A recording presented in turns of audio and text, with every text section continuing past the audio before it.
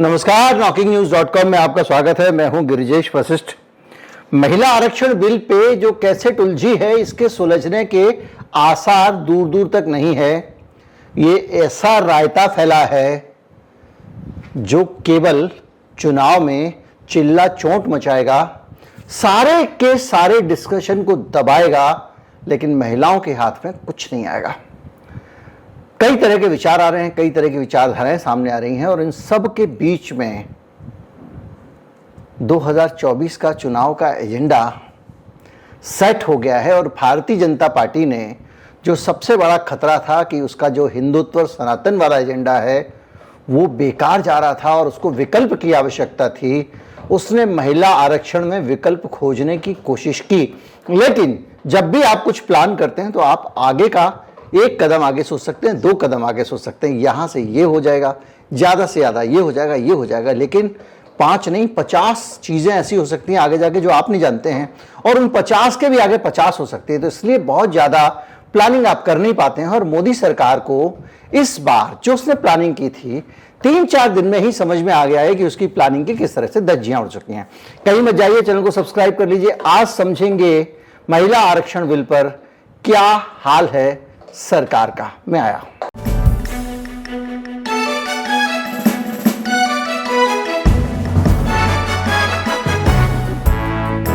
महिला आरक्षण बिल का आना अपने आप में बड़े सारे ऐसे सवाल खड़े कर गया, क्योंकि जो लोग भारतीय जनता पार्टी के कठोर समर्थक हैं आइडियोलॉजी के आधार पर, उनकी तो छाती से बुलडोजर निकल गया।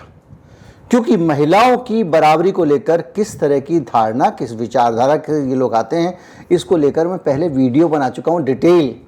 याद कीजिए गीता प्रेस गोरखपुर वाले मामले पे और आरएसएस की आइडियोलॉजी को लेकर बहुत सारे वीडियो मैंने बनाए। तो महिला आरक्षण महिलाओं को बराबरी देने का एक विचार है जो आपको प्रथम दृष्टया लगता है। प्राइमा फेसी महिलाओं को आरक्षण देना मतलब महिलाओं को बराबरी का दर्जा देना।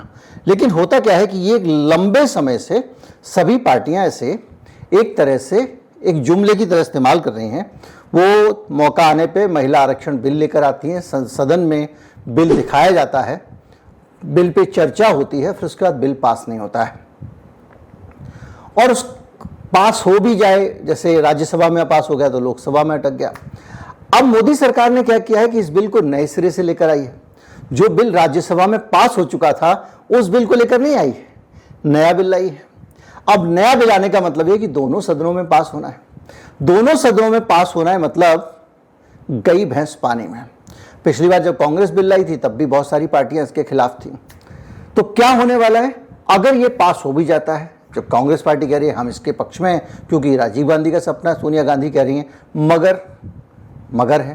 भारतीय राष्ट्रीय कांग्रेस की मांग है कि यह बिल फौरन अमल में लाया जाए,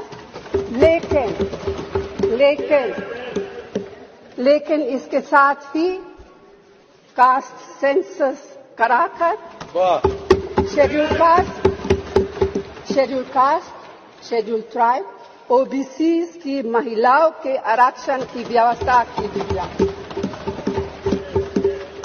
सरकार को इसे साकार करने के लिए भी जो कदम उठाने की जरूरत है वह उठाने ही चाहिए।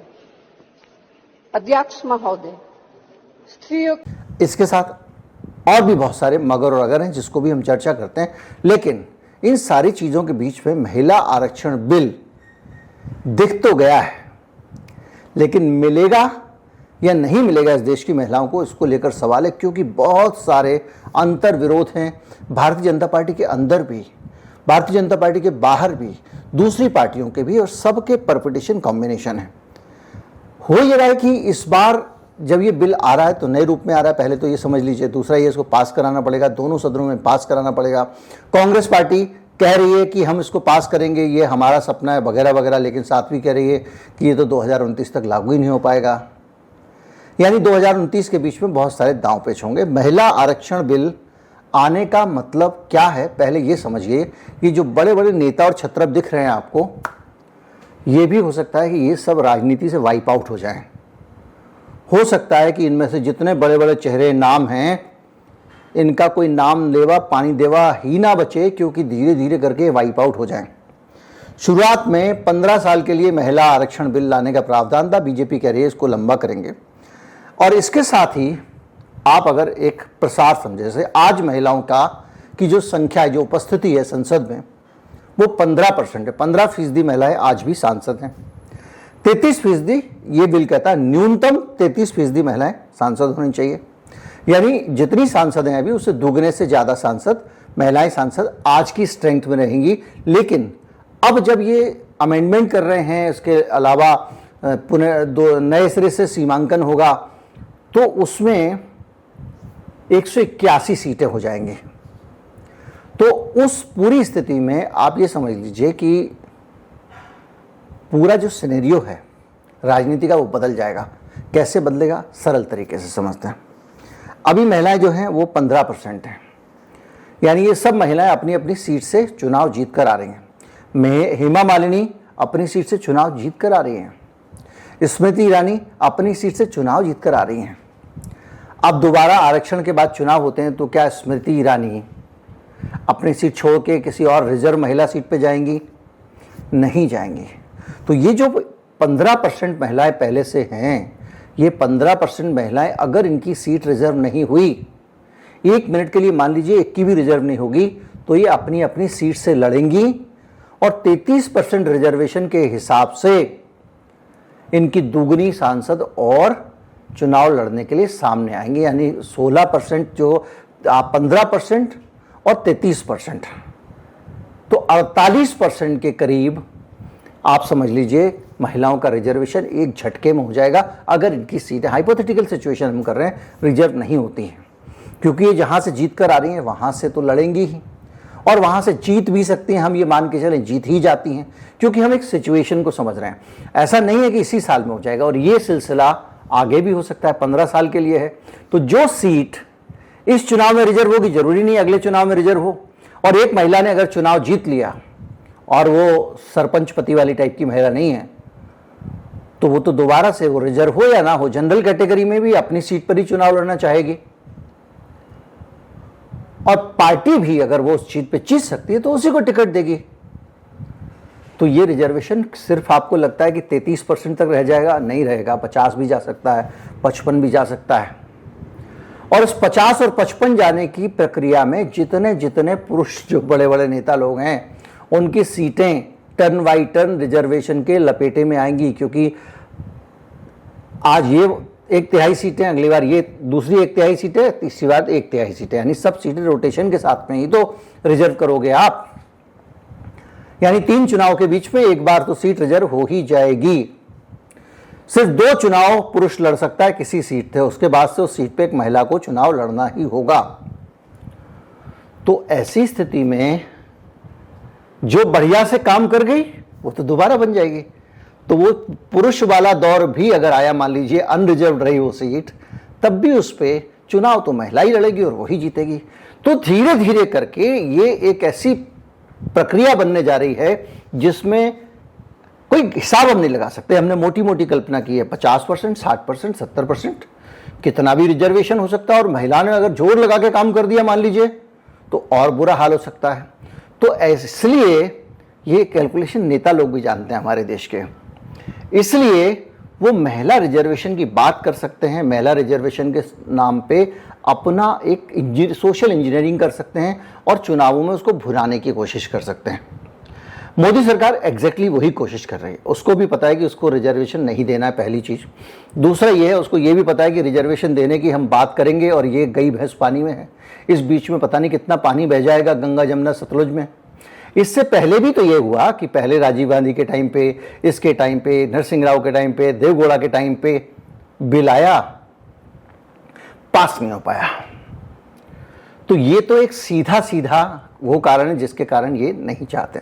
दूसरी चीज़, रिजर्वेशन को लेकर एक 3-4 दिन से बात हो रही है जो बड़ा मुझे अजीब लग रहा है। पिछड़े वर्ग को आप महिलाओं के बीच में क्यों नहीं प्रतिनिधित्व देंगे? एक वाजिब सवाल है। दलित महिलाओं को भी रिजर्वेशन मिलना चाहिए इस 50% के अंदर, क्योंकि जो सीटें आपने अलग रखती हैं, 1/3 सीटें, उन 1/3 सीटों में भाई केवल उन महिलाओं को ही मौका मिलेगा क्या जो साधन संपन्न महिला हैं, जो ऊंची जातियों से आते हैं, क्योंकि ऊंची जातियों के लोग ज्यादा साधन संपन्न हैं, जो ज्यादा चतुर हैं? क्या बाकी लोगों को मौका नहीं मिलेगा? तो क्या ये आरक्षण देने के बजाय आरक्षण छीनने की कोशिश है? क्योंकि उन 1/3 सीटों के अलावा रिजर्व कैटेगरी वाले भी तो परमिटेशन कॉम्बिनेशन होंगे, पिछड़ों वाले भी तो परमिटेशन कॉम्बिनेशन होंगे। वो बड़ी बात है कि हो सकता है कि पॉलिटिकल पार्टी देखें कि भाई यहाँ पे हम कोई दलित को वोट भी दे देते हैं और इसी महिला दलित को दे देते हैं तो हमारी जान छूटेगी। लेकिन ये सब, अगर पॉलिटिकल पार्टियां ही महिलाओं को समान रूप से प्रतिनिधित्व देने वाली होती तो 1/3 महिलाओं को खुद ही टिकट दे देती, रिजर्वेशन की जरूरत ही नहीं थी। ये जितनी बातें कर रहे हैं, चाहते नहीं है, देना नहीं चाहते हैं, तो क्या बचा? अब मसला आता है कि इसके साथ साथ एक चीज और भी हो रही है कि 181 जो सीटें हैं उसमें से अगर आप रिजर्वेशन करते हैं तो 121 सीटें किसको मिल जाएंगी? पिछड़ों को मिल जाएंगी। तो अगर तो आप 60 सीटों का क्या करेंगे? खासतौर पे अनरिजर्व लोग, तो वो तो इसको भारतीय जनता पार्टी की जो फ्यूडल आइडियोलॉजी की जितनी भी पार्टियां हैं ये तो उसको बर्दाश्त नहीं कर पाएंगे। अब पिछड़ों का मामला इसीलिए उठाया जा रहा है कि भाई पिछड़ों को भी रिजर्वेशन दो। भारतीय जनता पार्टी फंस गई है, वो कह नहीं सकते कि हम पिछड़ों को रिजर्वेशन नहीं देंगे। वो गोलमोल बातें कर रही है, सबको मिलना चाहिए। एक इंटरव्यू में अनुप्रिया पटेल का सुन रहा था, उसमें कह रहा कि हाँ उनको कोटा मिलना चाहिए, उनकी मांग सही है, इसमें कुछ भी गलत नहीं है, वगैरह वगैरह। लेकिन अभी मोदी जी ने ये किया है, मास्टर स्ट्रोक किया है, फला किया है, लेकिन मिलना चाहिए उनको। उमा भारती ने भी कह दिया है, उमा भारती ने कहा है कि भाई पिछड़ों को नहीं है, ये करके बीजेपी ने तो ओबीसी महिलाओं को नाराज कर दिया है, तो गलत किया है और उसके बिना संसद इस बिल को पास ना करे। ये भी 2 आवाजें आई हैं, अभी और भी आवाजें आएंगी। कई तरह की आवाजें बीच बीच में आती रहती हैं। देखिए मैं आपको बताऊं, ये जो पार्टियां हैं इनका काम करने का तरीका फर्क है। एक और आवाज उठाई जाती है जिसको हम अक्सर रिजर्वेशन से जुड़ी हुई है उस पर चिंता करते हैं, और वो आवाज ये है कि साहब एक परिवार को एक बार रिजर्वेशन मिल जाना चाहिए, उसके बाद दोबारा नहीं मिलना चाहिए। ये कहा जाता है कि भाई आपने रिजर्वेशन ले लिया, आपके परिवार का अपलिफ्टमेंट हो गया, तो अब जो दूसरे बचे हुए दलित हैं उनके लिए आप छोड़िए, आप आगे बढ़िए। ये भी लागू क्यों नहीं होता? भारतीय जनता पार्टी की सरकार आती है और ये जो बातें ज्यादातर लोग कर रहे हैं, ये किस विचारधारा के लोग हैं? ये उस फ्यूडल आइडियोलॉजी के लोग हैं, वो आरक्षण विरोधी सोच के लोग हैं जो आरएसएस के आइडियोलॉजिकली नजदीक है। तो जब आप सरकार में आते हैं तो इसकी बात क्यों नहीं करते कि एक बार किसी को रिजर्वेशन मिल गया तो दोबारा नहीं मिलना चाहिए? उसकी एक वजह है। ऐसा करते के साथ ही आप समाज में रिजर्वेशन बढ़ा रहे हैं। कैसे बढ़ा रहे हैं? मान लीजिए आपका 17% रिजर्वेशन है, 17% सीटें इस बार एबीसी परिवार को चली गई, वो परिवार अपलिफ्ट हो गए। अब वो परिवार मान लीजिए अपलिफ्ट हो गए तो वो जनरल कैटेगरी में भी कम्पीट करने की हालत में, अभी हमने बहुत सारे कॉम्पिटिशन्स में देखा कि जनरल कैटेगरी में एक दलित लड़का जो है कम्पीट करता है, कहता है मुझे रिजर्वेशन नहीं चाहिए, मुझे तो जनरल में चाहिए। तो फिर एक रिजर्वेशन और बढ़ गया, एक कैंडिडेट रिजर्वेशन कैटेगरी में बढ़ गया। तो इन लोगों को यह लगता है कि धीरे धीरे करके भाई अगर हमने एक बार एक परिवार को रिजर्वेशन दे दिया तो ये तो सारी सीटों पर छा जाएंगे, रिजर्वेशन लेकर घुसेंगे और उसके बाद में जो है ये तो अनरिजर्व में भी फाइट करने की स्थिति में आ जाएंगे, और उसके बाद दूसरे वाले आ जाएंगे, वो भी अनरिजर्व में फाइट करने की स्थिति में आ जाएंगे, तो हम अनरिजर्व वाले कहां जाएंगे? ये सोच मैंने कई बौद्धिकों में लोगों के सुनी। तो भैया डर इसलिए भी लगता है कि अगर कहते हैं लेकिन कर नहीं सकते। इसी तरह से महिला रिजर्वेशन है। अब एक मसला और है भाई, पिछड़ों की बात हो रही, सब में ये सारी पार्टियों से सवाल है और बीजेपी से खासतौर पर सवाल है। पिछड़ों की बात कर रहे हो आप, ठीक है, महिलाओं के अपलिफ्टमेंट की बात कर रहे हो। अपलिफ्टमेंट का मतलब क्या होता है? कंगना रनौत? नहीं ना। स्मृति ईरानी? नहीं। हेमा मालिनी? नहीं। फिर अपलिफ्टमेंट का मतलब क्या? अपलिफ्टमेंट का मतलब हुआ जो महिलाएं बहुत कमजोर तबके की हैं उनको आगे आना चाहिए। देश में पूरा आरएसएस तबका, पूरी बीजेपी और पूरा ये जो बहुजन, ये अगला समाज ये मानता है इसको, जिसको एक दूसरे के बारे में जानने का तो सिर्फ रिवाज हमारे देश में है ही नहीं, कि मुसलमान महिलाएं जो हैं वो सबसे ज़्यादा पिछड़ी हुई हैं। क्यों पिछड़ी हुई हैं? उनके साथ में उनका दमन होता है, उनका शोषण होता है। ये बात कौन कहता है? ये बात खुद मोदी जी, भारतीय जनता पार्टी कहती है।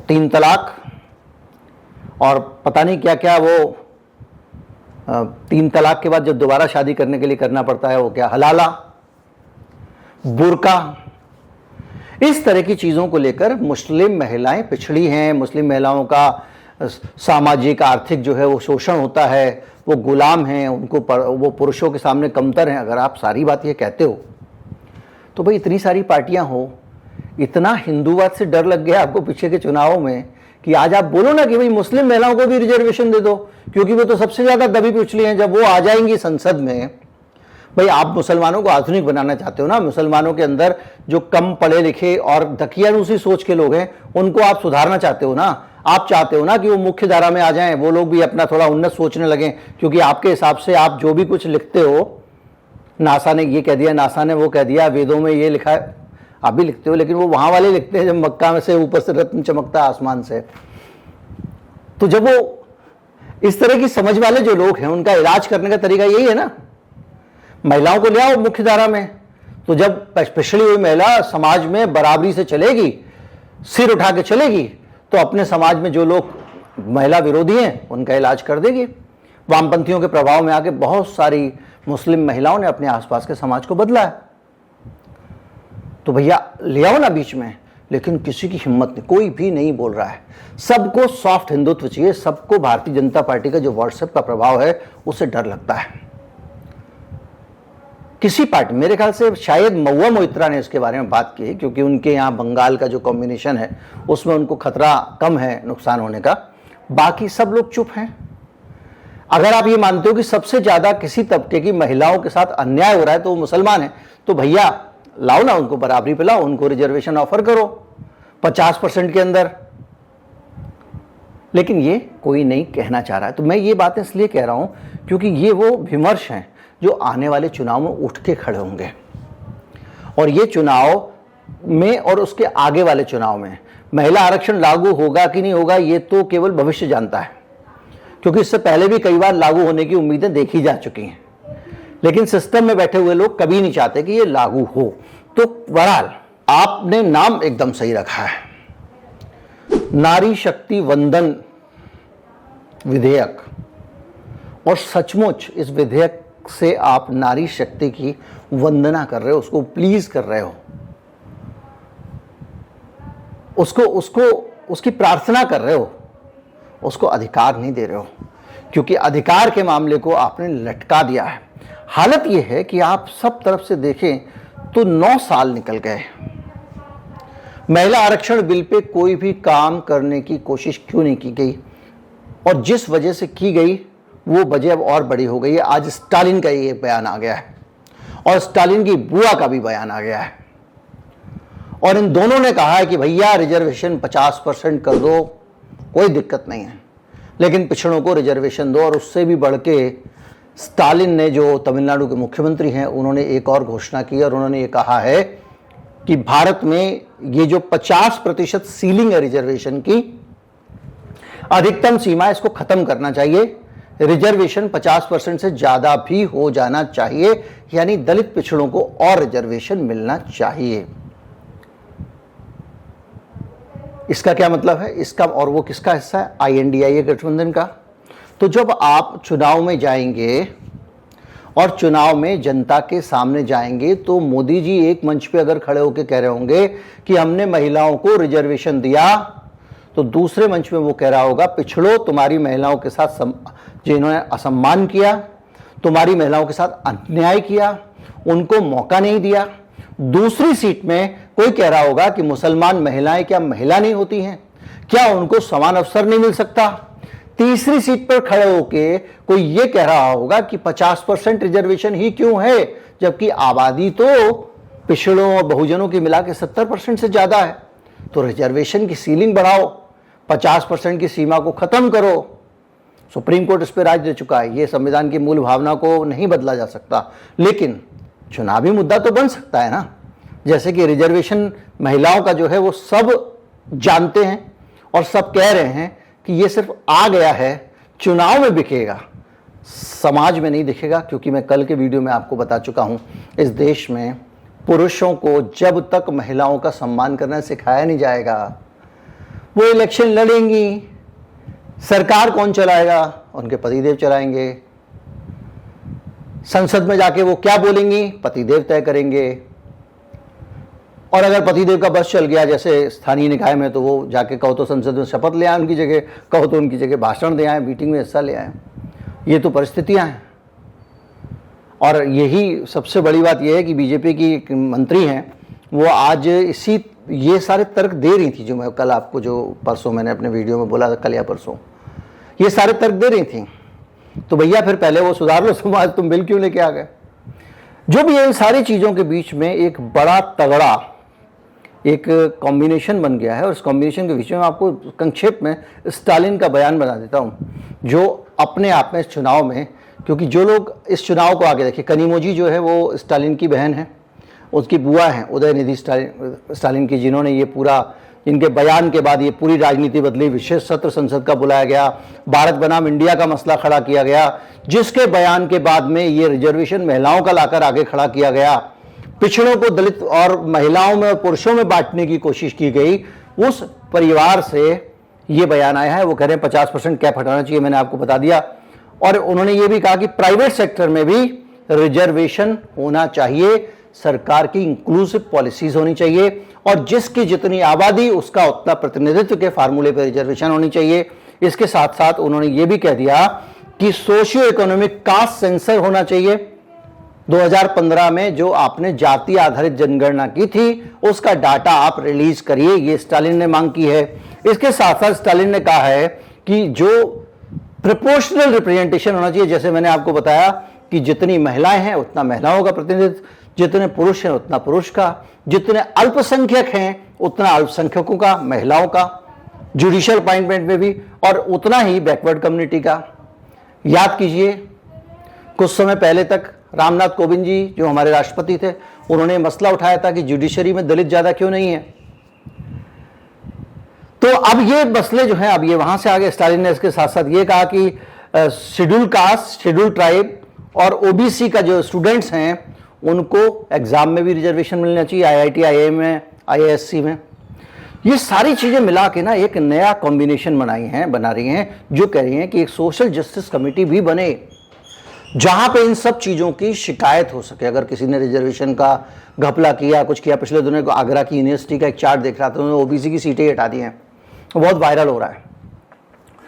तो ये जो सीन दिख रहा है ना भारत की पॉलिटिक्स का, इसमें महिला रिजर्वेशन का मुद्दा जो मोदी जी लेकर आए हैं, वो कितना प्रभावी हो सकता है ये कहना बहुत लगभग असंभव है। लेकिन पहली नजर में लगता है कि मोदी जी का ये दांव भी खाली गया, क्योंकि अगर आरक्षण को लेकर, महिलाओं के आरक्षण को लेकर इतना ज्यादा रायता होगा तो बीजेपी के लिए समेटना मुश्किल होगा। क्योंकि उन्हीं की अपनी नेता अनुप्रिया पटेल कह रही हैं, उमा भारती कह रहे हैं कि ओबीसी को भी मिलना चाहिए था। बहुत सारे नेता ऐसे हैं जो व्यक्तिगत बातचीत में कह रहे होंगे, बहुत सारे जो नेता हैं अदर बैकवर्ड क्लास वाले, वो अपने कॉन्स्टिट्यूंसी में अपने वोटर्स को बोलेंगे, सामने नहीं बोल पाएंगे। क्या करें, मोदी जी को बोल नहीं सकते, लेकिन बात सही कह रहे हो भाई, मिलना चाहिए था यार, मैं लड़ूंगा तुम्हारे लिए, मुझे ही वोट देना। तो ये पूरा जो सीन है ना, इसमें ये जो एक कोशिश थी इनकी काउंटर करने की रिजर्वेशन को, वो कमजोर पड़ गई। एक तर्क और है, महिला आरक्षण जो है ना, वो एक पुराना कंसेप्ट हो चुका है। इस रिकॉर्ड को कई बार बजाया जा चुका है। तो जब ज्यादा बार आप एक गाना सुन लेते हो ना, उसका चार्म खत्म हो जाता है। ज्यादा बार एक नारे को सुन लेते हो, उसका चार्म खत्म हो जाता है। आज कोई बोले मंदिर वहीं बनाएंगे के नाम पे वोट दे दो, मंदिर के नाम पे वोट दे दो, क्योंकि मंदिर वहां बनना शुरू हो चुका है, एक्साइटमेंट थी उसकी चली गई है, अब आप उसको नहीं बेच सकते। इसी तरह से महिला आरक्षण इतनी बार दोहराया गया है, इतनी बार इस पर बात की गई है कि नए सिरे से अगर आप सोचे कि समाज में बहस खड़ी कर देंगे, नहीं कर पाएंगे।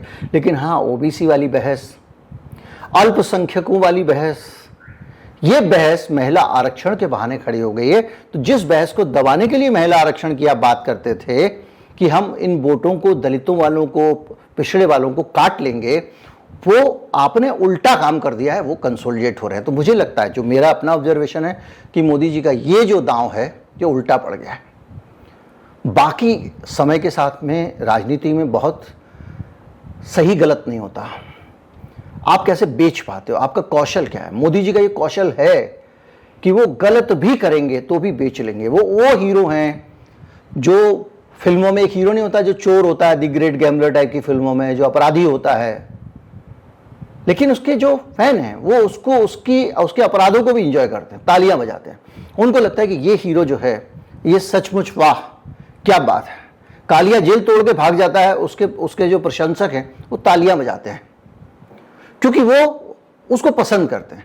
तो या तो उस लेवल पे ले जाके मोदी जी इसको भुना पाए, उसके वो एक्सपर्ट हैं और इस बात के लिए तारीफ करनी पड़ेगी। 2014 में वो एकदम नए तरह के सिस्टम में आए थे, लेकिन आरएसएस का बैकग्राउंड कहें, आरएसएस का पुराना ग्राउंड वर्क कहें, ब्यूरोक्रेसी में उसकी घुसपैठ कहें, आज सिस्टम पे उन्होंने इतनी तगड़ी पकड़ बना ली जिसकी कोई कल्पना नहीं कर सकता था। हो सकता है कि वो किसी और तरीके से इसको मैनेज करें। कच्ची गोलियां किसी ने नहीं खेली हैं। जितना तू डाल में पात, अगर ये इस तरह से पूरे के पूरे विषय को बदलने में कामयाब हुए हैं, सनातन की बहस को बदलने में कामयाब हुए हैं और उसको सीधे सीधे सामाजिक न्याय पे ले आए हैं 15 दिन के अंदर, 20 दिन के अंदर, तो मोदी जी भी कुछ ना कुछ तो करेंगे और इस लड़ाई में जो जीत जाएगा वो जीत जाएगा। उम्मीद करता हूँ वीडियो आपको अच्छा लगा होगा। अच्छा लगा हो तो ज़्यादा से ज़्यादा लोगों तक पहुँचाएं, चैनल को सब्सक्राइब कर लें। नमस्कार, जय हिंद।